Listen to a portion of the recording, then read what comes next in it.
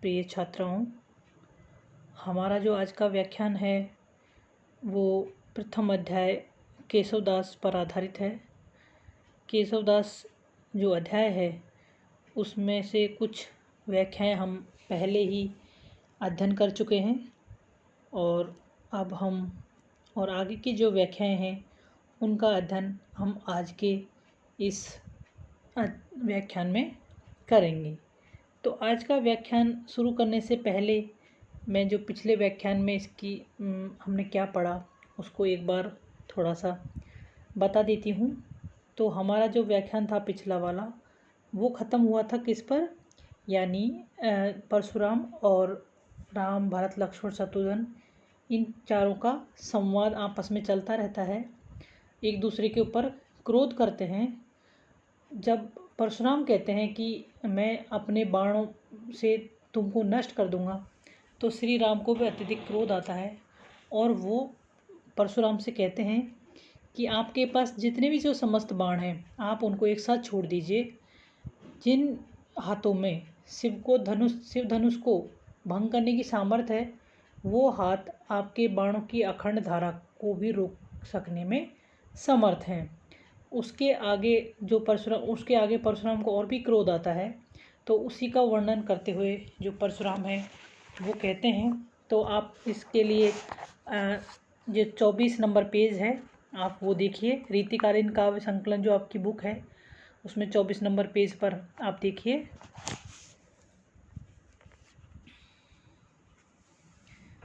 बाण हमारे के तंत्रान विचारी विचारी विरंच करे हैं, गोकुल ब्राह्मण नारी नपुंसक जे जग दीन स्वभाव भरे हैं।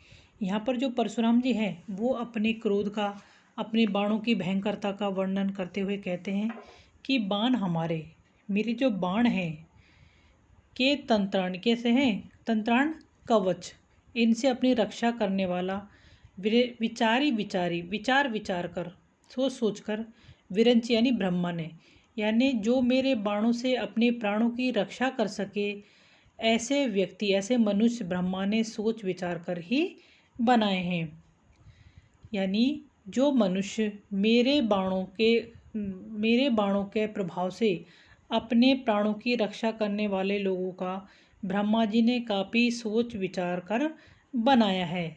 संसार में गायों का झुंड, ब्राह्मण, नारी और नपुंसक तथा जग यानी संसार में, और जो दीन वचनों वाले हैं, स्वभाव भरे हैं, दीन वचन वाले हैं और जो अच्छे स्वभाव वाले हैं, अपने बाणों को उन पर मैं नहीं छोड़ता हूँ। यानी मेरे बाण हैं वो किस किस को छोड़ देते हैं, गायों के झुंड पर नहीं चलते, ब्राह्मणों पर नहीं चलते, स्त्रियों पर नहीं चलते, और जो नपुंसक हैं वो, और जो दीन वाणी का प्रयोग करते हैं यानी दीन वचन बोलते हैं, जो अच्छे स्वभाव वाले हैं, उन पर मैं अपने बाणों का जो प्रभाव है वो नहीं दिखाता। राम कहा करि हो तिनको, तुम बालक देव अदेव धरे हैं। हे राम, तुम तो मेरे सामने अभी बालक हो, मेरे बाणों से तुम अपनी रक्षा नहीं कर सकते। इन बाणों से तो देव देवता अदेव राक्षस सभी भयभीत रहते हैं, धरे हैं, भयभीत रहते हैं। गाधी के नंद यानी विश्वामित्र, नंद तिहारे गुरु, विश्वामित्र जो तुम्हारे गुरु हैं, जितने रिखी वेख किए उबरे, यानी उनको भी मैं मार देता, यानी उनको भी मैं नष्ट कर देता, लेकिन उबरे यानी बचे। वो क्यों बचे हुए हैं, क्योंकि क्षत्रिय होने पर भी उन्होंने ऋषि का वेश धारण कर लिया है। तो परशुराम जी ऋषियों पर, स्त्रियों पर, ब्राह्मणों पर और नपुंसकों पर, गायों के झुंडों पर, इन पर बाण नहीं चलाते। इसलिए वो कहते हैं कि जो तुम्हारे गुरु हैं विश्वामित्र, मैं उनका भी संहार कर देता, लेकिन उन्होंने ऋषि का वेश धारण करा है इसलिए वो अभी तक बचे हुए हैं। यानी मेरे बाणों से अपने प्राणों की रक्षा करने वाले व्यक्तियों का ब्रह्मा ने बहुत सोच समझकर रचना की है। मैं गायों के झुंड पर, ब्राह्मणों पर, नारी पर, नपुंसक पर, इस संसार में दीनहीन वचन बोलने वाले इन लोगों पर अपने बाणों को नहीं चलाता हूँ। हे राम, तुम तो अभी मेरे सामने बालक हो, मेरे सामने तो देवता और जो राक्षस हैं वो भी भयभीत रहते हैं। गाधी के नंद यानी जो विश्वामित्र हैं, गाधी के पुत्र जो विश्वामित्र हैं और जो तुम्हारे गुरु हैं, उनके ऋषिवेक यानी उन्होंने भी ऋषि का, क्षत्रिय होने के बावजूद भी उन्होंने ऋषि का वेश धारण किया है, इसलिए वो अभी तक मेरे बाणों के प्रभाव से बचे हुए हैं। राम राम मगन भयो हर धनुक साल तुमको अवसाले। राम जब विश्वामित्र के बारे यानी अपने गुरु के बारे में जब सुनते हैं, उनका जब अपमान होते हुए देखते हैं, तो राम को भी अत्यधिक क्रोध आता है और उसका प्रत्युत्तर देते हुए कहते हैं, मगन भयो हर धनुक साल तुमको अवसाले। मैंने अत्यधिक प्रसन्न होकर हर यानी शिव के, धनुक यानी धनुष को तोड़ दिया। मैंने प्रसन्न होकर शिव धनुष को तोड़ दिया। साल तुमको अवसाले, साल यानी दुख, तुमको उसका दुख अब साल रहा है, यानी तुमको उसका जो कष्ट है वो अब तक दुख दे रहा है। वृथा होई विधि सृष्टि ईस आसन ते चाले। मुझ में इतना सामर्थ्य है, यानी मैंने तुम्हें मुझ में इतनी शक्ति है कि मैं ब्रह्मा शक्ति है कि ब्रह्मा की सृष्टि विधि यानी ब्रह्मा सृष्टि यानी संपूर्ण सृष्टि, मैं ब्रह्मा की रची हुई सृष्टि को नष्ट कर सकता हूँ। ईस आसन ते चाले, और ईश्वर को यानी ईश्वर नहीं महादेव को उनके आसन से डिगा सकता हूँ। सकल लोक संहारो, 14 लोकों का संहार कर सकता हूँ। शेष सिर ते धर यानी धरती, और शेष नाग के सिर से धरती को डिगा सकता हूँ, यानी 14 लोकों का संहार कर सकता हूँ। शेष नाग के सिर से धरती को डिगा सकता हूँ। तप्त सिंधु मिल जाही हुई सबई तम भारे, और सातों समुद्रों को एक जगह मिलाकर, सातों समुद्रों को एक जगह मिलाकर संसार में भारी यानी संसार में भारी भयंकर, तम यानी अंधकार फैलाकर प्रलय ला सकता हूँ। अति अमल ज्योति नारायणी, तुम्हारे अंदर जो अत्यंत निर्मल श्रेष्ठ नारायणी ज्योति अभी तक जली, यानी कि तुम अभी तक जो जीवित हो। कई केशव बुढ़ी जाही बरु, कहो अगर कहें तो मैं तुम्हारी ज्योति को बुझा सकता हूँ, यानी मैं तुम्हें मृत्यु दंड दे सकता हूँ, तुम्हारी प्राण ज्योति बुझाकर तुम्हारी मृत्यु कर सकता हूँ। भृगुनंदन संभारो कुठार, हे भृगुनंदन, हे भृगुवंश के नंदन, आप अपनी कुठार यानी अपने फरसे को संभालिए। मैं कियो सरासन युक्त सर, मैं अपने धनुष बाण मैंने भी अपने धनुष पर बाण चढ़ा लिया है, इसलिए हे परशुराम अब तुम युद्ध के लिए तत्पर हो जाओ। राम राम जब कोप करो जू, लोक लोक भय भूरी भर्यो जू। राम राम राम, एक राम के लिए, दूसरा राम परशुराम के लिए। राम और परशुराम ने जैसे ही क्रोध किया, जैसे ही दोनों एक दूसरे के साथ क्रोध करने लगे, लोक लोक भय भूरी भर्यो जू, तो संपूर्ण यानी प्रत्येक लोक में, सारे लोकों में भय छा गया, सारे लोकों में भय व्याप्त हो गया। वामदेव तब आपुन आए, आपुन यानी स्वयं, वामदेव यानी शिव जी जब स्वयं उनको समझाने के लिए आए। रामदेव दोऊ समझाए, और उन दोनों को शिव जी ने समझाया। महादेव को देख के दो राम विशेष, महादेव को देखकर यानी जैसे ही शिव जी को प्रकट होते हुए देखा, तो दोनों ने शिव जी को, राम ने दोनों राम यानी कि राम और परशुराम दोनों ने शिव जी का उचित कीनो परम प्रणाम यानी उचित अभिवादन किया।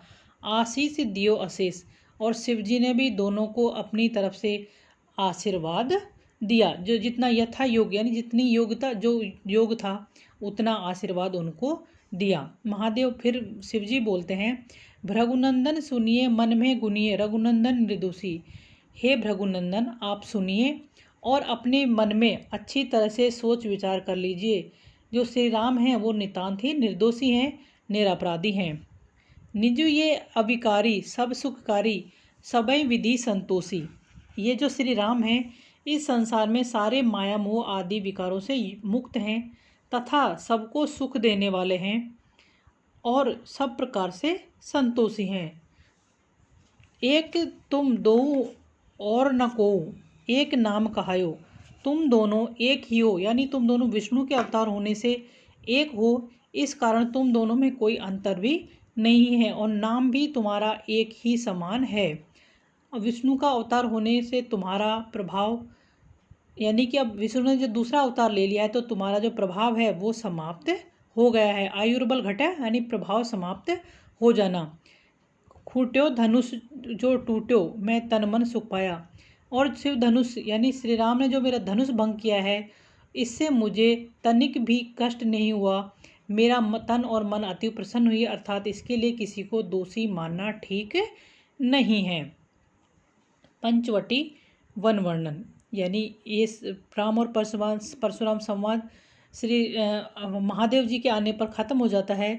उसके बाद जो यानी अयोध्या से जो राम और सीता और लक्ष्मण जब पंचवटी में जाते हैं तो वहाँ जब वहाँ की शोभा, वहाँ का जो सौंदर्य है वो कैसा दिखाई देता है, उसका वर्णन किया गया है। फल फूलन पूरे तरवर रूरे, तरवर यानी वृक्ष, जो वहाँ पर वृक्ष हैं पंचवटी के सभी वृक्ष फल और फूलों से पूरे यानी पूरी तरह से भरे हुए हैं। पंचवटी के जो सभी वृक्ष हैं वो फल और फूलों से पूरी तरह से भरे हुए हैं। कोकिल यानी कोयल, कुल यानी समूह, कोयलों का जो समूह है कलरव बोले, मधुर स्वर में बोल रहा है, गूंज रहा है। यानी पंचवटी का जो वन है वो, वहाँ पर जो वृक्ष हैं वो पूरे फल और फूलों से पूर्णता युक्त हैं। वहाँ पर जो कोयलों का समूह है वो मधुर स्वर में गूंज रहा है, अर्थात वहाँ बहुत ही सरस प्राकृतिक वातावरण है। अतिमत्त मयूरी, वहाँ पर जो मोरनी है वो मदमस्त होकर रसपूरी पिय रसपूरी यानी दाम्पत्य रस से परिपूर्ण, वहाँ पर जो मोरनी है वो मदमस्त होकर तथा दाम्पत्य रस से परिपूर्ण होकर ना वन प्रति नाचती डोली, संपूर्ण वन में यानी चारों ओर जो मोरनी है वो नाचती डोल रही है। वन प्रति नाचत डोले यानी अपने पंखों को फैलाकर दाम्पत्य जीवन का रस पीकर जो मोरनी है वो संपूर्ण वन में नाचती हुई डोल रही है। सारी सुख पंडित, सारी यानी मैना, सुख यानी तोते, मैना और तोते पंडित यानी यहाँ का जो मैना और तोते हैं वो भी कैसे हैं, विद्वान हैं। गुण गण मंडित, सभी गुणों से वो कैसे हैं, शोभायमान हैं। भावन में अर्थ बखाने, और जो भी वो बोलते हैं उनका उसके अर्थ का भी बखान करते हैं। वो मानव वाणी का अनुकरण करते हैं और उस जो भी वो बोलते हैं उसका अर्थ वो साथ साथ बतलाते चलते हैं। देखे रघुनायक सिए सहायक, मनऊ मदन रति मधु जाने, ऐसा लगता है कि राम और सीता को साथ देखकर, राम और सीता एक साथ हैं तो पंचवटी में ऐसा लगता है कि मदन यानी कामदेव अपनी पत्नी रति, अपनी प्रिया रति के साथ अपनी पत्नी रति के साथ इस पंचवटी में आ गए हों और वहाँ पर जो मधु यानी जो बसंत ऋतु है वो वहाँ पर पूरी तरह से फैल रहा हो। बसंत ऋतु का जैसे अपना आप ही संचार होने लगा हो। तो कवि का आशय यह है कि राम और सीता के उपस्थित होने पर जो पंचवटी की प्राकृतिक सुषमा है वो अपने आप ही बढ़ जाती है। पशु पक्षी यानी चेतन अचेतन संपूर्ण, ऐसा लगता है कि सारा जो वातावरण है वो प्रसन्नता से युक्त है। सब जाति फटी दुख की दुपटी, कपटी न रह जाए एक घटी, निपटी रुचि मीच घटी हूँ घटी, जग जीव यतिन की छूटी तटी। जब पंचवटी में आ जाते हैं तीनों राम सीता और लक्ष्मण, उसके बाद पंचवटी का जो सौंदर्य है, पंचवटी का जो प्रभाव है उसका वर्णन करते हुए जो लक्ष्मण हैं वो कहते हैं, उनको लगता है कि जो पंचवटी ऐसा लगता है जैसे जो शिवजी हैं वो पूरी तरह से पंचवटी में विराजमान हैं। सब जाति फटी दुख की दुपटी, लक्ष्मण कहते हैं कि जिस प्रकार शिवजी के दर्शन मात्र से ऐसा लगता है जैसे संपूर्ण कष्ट हैं वो मिट गए हों, तो शिव जी के दर्शन से सारे दुख दूर हो जाते हैं। ऐसे ही दुख की दुपटी, दुपटी यानी चादर, सारे दुख की जो चादर है ऐसा लगता है जैसे फट गई हो। कपटी ना रहे जह एक घटी, जहाँ पर एक घड़ी घड़ी के लिए भी, एक क्षण भर के लिए भी कपट छल कपट जो है, वो जो मैल है, जो छल कपट है, वो एक पल भर के लिए भी वहाँ पर नहीं ठहरते। निपटी रुचि मीच घटियों घटी, यानी ऐसा लगता है पंचवटी में आकर मनुष्य की जो मृत्यु का इच्छा है, मनुष्य की जो मृत्यु की इच्छा है वह भी खत्म हो जाती है। जग जीव यतिन की छूटी तटी, ऐसा लगता है कि जैसे उस पंचवटी में आकर जो मानव की जो मरने की रुचि है वो भी घट जाती है, और यतिन यानी यति लोगों की, जो सन्यासी लोग हैं, उनकी समाधि अवस्था भी छूट जाती है। तटी यानी समाधि अवस्था, ऐसा लगता है कि संसार में जो यति लोग हैं उसकी समाधि अवस्था भी छूट जाती है और मानव की मरने की इच्छा भी खत्म हो जाती है। क्यों? क्योंकि ऐसा लगता है संपूर्ण जो पंचवटी है उसको देखकर ऐसा लगता है जैसे कि शिव के दर्शन कर लिए हों। अग घोर की बेर कटी बिकटी, संपूर्ण जो पाप है, ऐसा लगता है मनुष्य के जो पाप बंधन है उनसे व्यक्ति पूर्ण तरह से मुक्त हो जाता है। निकटी प्रकटी गुरु ज्ञान घटी, ऐसा लगता है कि जैसे मुक्ति की इच्छा जो नटी है, मुक्ति की इच्छा रूपी जो नटी है, वो चारों ओर नाचती रहती है। गुण धुरजटी पंचवटी, ऐसा लगता है धुरजटी यानी शिव जी, ऐसा लगता है पंचवटी में जो शिव जी हैं सभी गुणों के साथ विद्यमान हैं। देखे रघुनायक सिए सहायक, मनहु रघुनाथ के साथ सीता को पंचवटी में देखकर ऐसा लगता है कि जानो मानो कामदेव अपनी पति अपनी प्रिया रति के साथ वसंत ऋतु के साथ इस जो पंचवटी में है वो विराजमान हैं।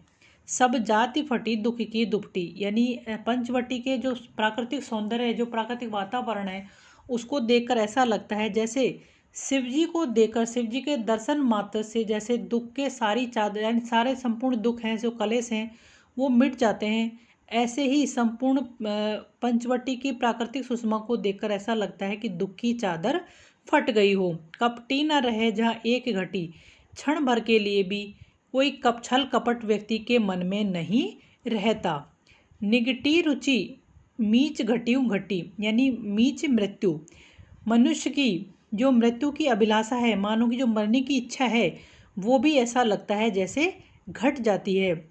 और यति यानी यति लोगों की जो समाधि अवस्था की है वो भी छूट जाती है। तात्पर्य यह है, यानी भावार्थ यह है कि पंचवटी के प्राकृतिक सौंदर्य को देखकर मानव की सभी भौतिक और जो आध्यात्मिक कामनाएं हैं वो पूर्ण हो जाती हैं, समाप्त हो जाती हैं, उनके मन में परम शांति प्राप्त हो जाती है। अग घोर यानी पाप राशि, पाप की अत्यधिक पाप जो व्यक्ति के मन में होते हैं, बेरी कटी, उनकी बेड़ भी कट जाती है, यानी संपूर्ण रूप से जो व्यक्ति है वो पापों से मुक्त हो जाता है। निकटी प्रकटी गुरु ज्ञान घटी, ऐसा लगता है कि जैसे पंचवटी में आते ही संपूर्ण पापों के बंधन से मुक्त होकर ज्ञान प्राप्ति की ओर व्यक्ति बढ़ता है और ऐसा लगता है जैसे महाज्ञानी बन जाता है।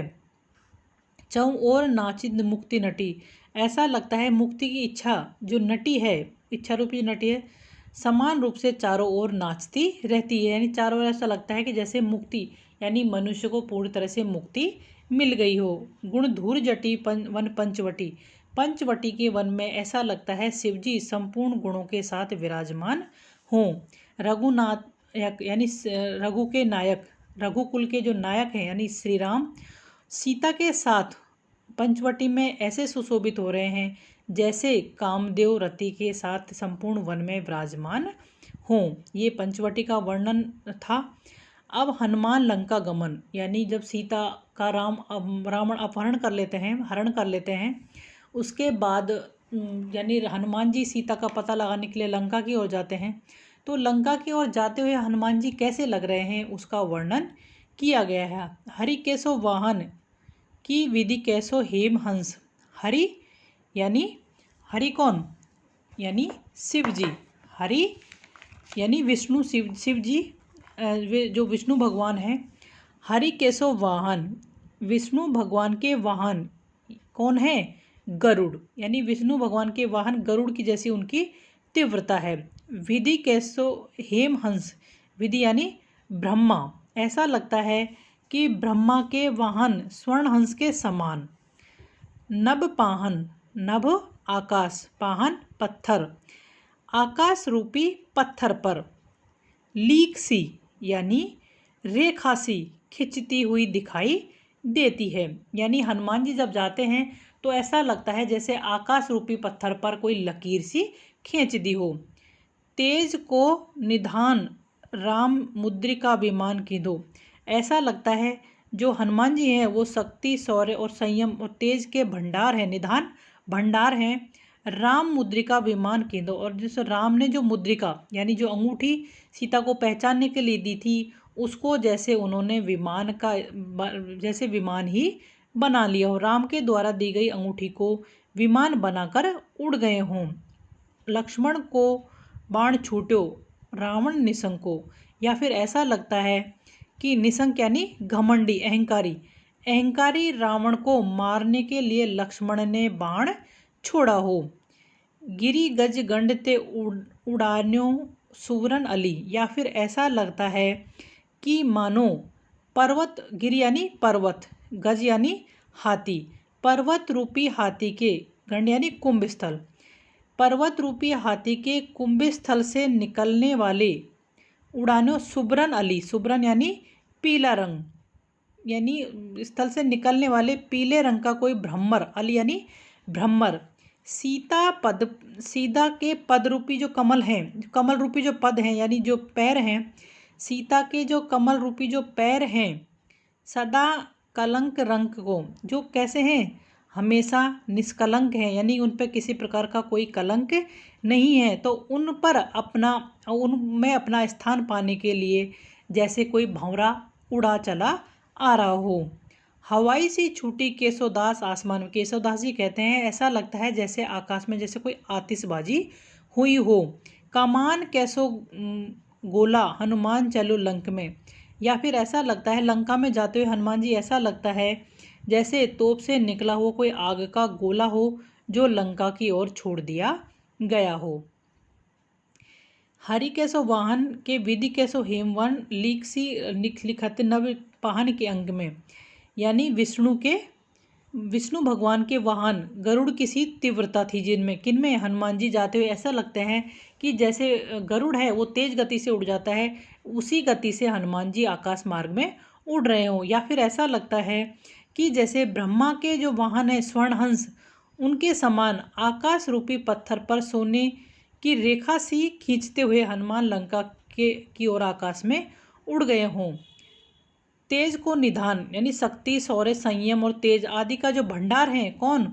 हनुमान जी। वो हनुमान जी राम जो के द्वारा दी गई हुई अंगूठी को अपना विमान बनाकर उड़ गए, या फिर उड़ते हुए ऐसे लग रहे हैं जैसे कि लक्ष्मण ने अहंकारी रावण का वध करने के लिए बाण छोड़ा हो, या अथवा गिरी यानी पर्वत रूपी हाथी के गंडस्थल से निकलने वाला जो पीला वर्ण, यो कहता है पीले रंग का कोई भ्रमर सीता के पदरूपी निर्मल कमल की शरण पाने के लिए आकाश मार्ग की ओर उड़कर चला गया हो, अथवा मानो आकाश में हवाई सी छूटी देखो आसमान में, ऐसा लगता है जैसे आसमान में कोई आतिशबाजी की हो। या फिर कमान कैसो गोला हनुमान चलो लंक में, या फिर ऐसा लगता है कि तोप से निकला हुआ आग का कोई गोला हो जो लंका की ओर छोड़ दिया